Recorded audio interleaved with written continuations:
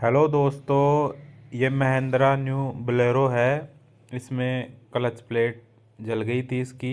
हमने clutch plate लगाई है इसमें और अब ये प्रॉपर काम कर रही है क्लच और आराम